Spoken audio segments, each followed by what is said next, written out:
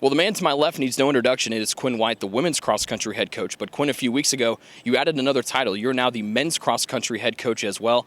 What made you want to take over for Lance Vanderberg?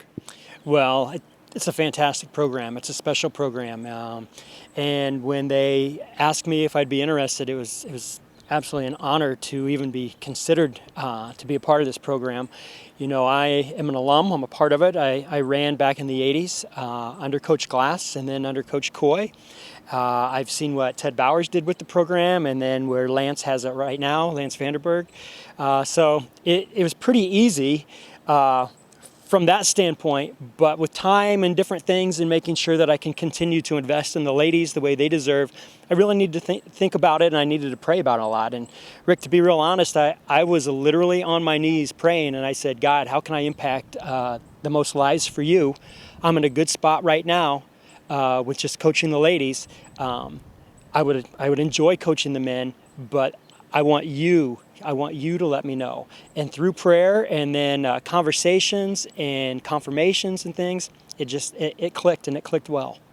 It obviously has to help that both the men and the women participate at the same meets during the fall. But practice-wise, how do you try to balance all of that? Obviously, you have a great facility in the TUXC farm, but how do you try to balance to make sure everybody gets enough attention from you as the head coach, both on the men's and women's side? Well, I think you nailed it right there. I'm going to have to be very intentional about that individual attention. And that's one of the reasons that I think our program, the ladies program, is where it is today, is we try to keep it at a size where I can invest in each person well.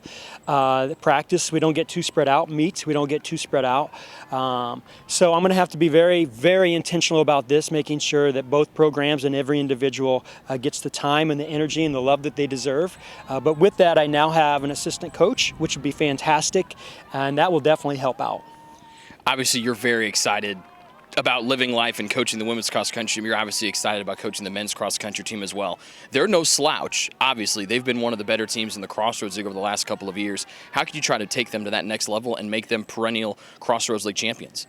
Well, I just think Coach Vanderberg's done a phenomenal job with them. And, you know, number one, I need to keep them where he had them and then try to progress from that point.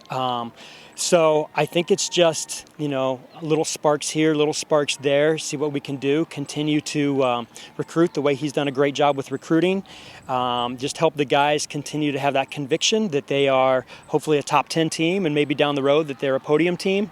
I think that's huge. That's where we are with the ladies right now is conviction. So that'll be a big part of it. Quinn, congrats on the new job. Best of luck in the 2019 season for both the women and now the men's cross country teams. Thank you, Rick.